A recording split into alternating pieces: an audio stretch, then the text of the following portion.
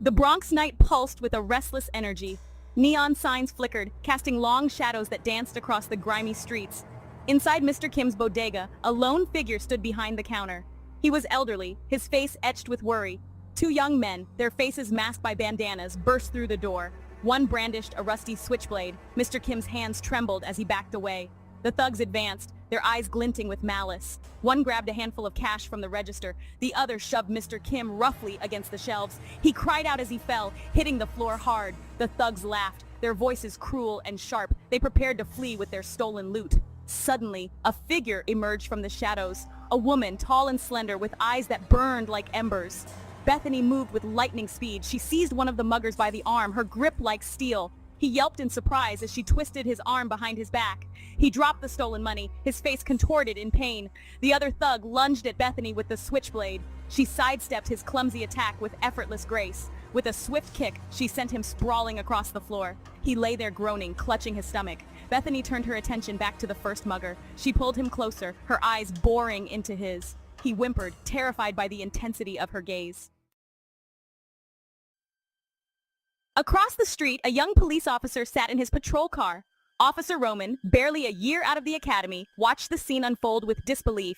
He had seen his share of violence in the Bronx, but this was different.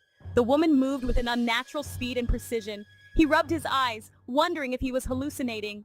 As the muggers lay groaning on the floor, the woman turned and fled into the night. Roman snapped out of his stupor. He grabbed his radio, reporting the incident and the mysterious woman's escape. Adrenaline surged through him as he jumped out of his car. He had to see where she went.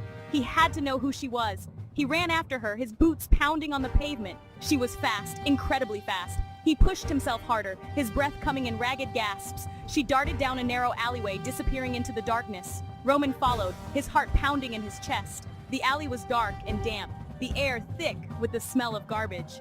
Roman cautiously moved forward, his hand resting on his holster. He scanned the alley, searching for any sign of the woman. He called out, his voice echoing off the brick walls. There was no response, only the distant sounds of the city. Miles away, in a dilapidated warehouse overlooking the Harlem River, Targo surveyed his domain. He was a creature of the night, ancient and powerful. His eyes, like chips of obsidian, reflected the flickering candlelight. He had ruled the Bronx underworld for decades, his influence spreading like a malignant tumor. Targo had arrived in the Bronx during the turbulent years of the 1970s. He preyed on the vulnerable, feeding on their fear and despair.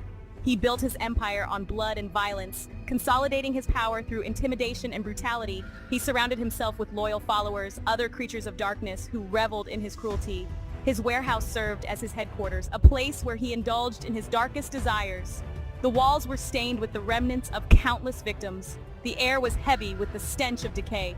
Here, Targo plotted his next moves, his mind consumed by a thirst for power. He craved control, the absolute dominion over the Bronx. He saw the borough as his personal hunting ground, a place where he could sate his insatiable hunger. He cared nothing for the human lives he destroyed. They were merely pawns in his twisted game of power. Bethany had been hunting Targo for weeks. She had heard whispers of his activities, tales of disappearances and unexplained deaths. She knew that he was a powerful vampire, a threat to the delicate balance of the supernatural world. She had made it her mission to stop him. Her search had led her to the Bronx, a borough riddled with crime and despair. She had followed the trail of Targo's victims, a path of blood that led her closer to his lair. She had interviewed witnesses, piecing together the fragmented stories of his reign of terror. Each new piece of information fueled her determination. She knew that confronting Targo would be dangerous. He was older, more experienced, and surrounded by loyal followers. But she was not afraid. She had faced down powerful enemies before. She had survived countless battles. She would not back down. Bethany prepared herself for the inevitable confrontation. She sharpened her stakes, polished her blades, and honed her senses. She knew that she would need every ounce of her strength and cunning to defeat Targo. She would not rest until he was destroyed. The air in the Bronx crackled with anticipation. The night grew darker, the shadows deeper. A storm was brewing, both literally and figuratively.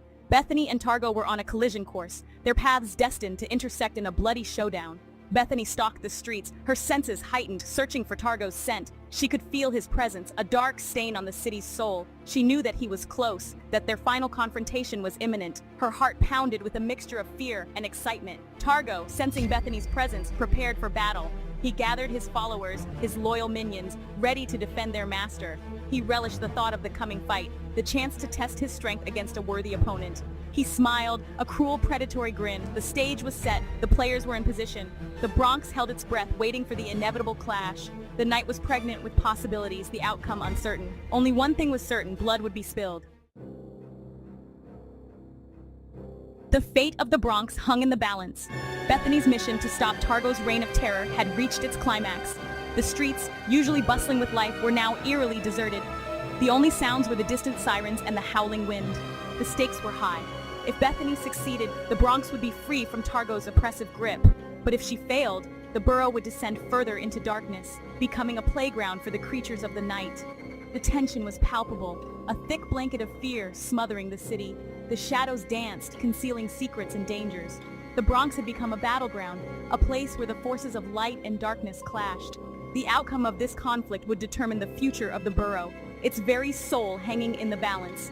Bethany and Targo, two powerful vampires, locked in a deadly embrace, their fangs bared, their eyes burning with hatred. The Bronx watched, holding its breath, waiting for the dawn.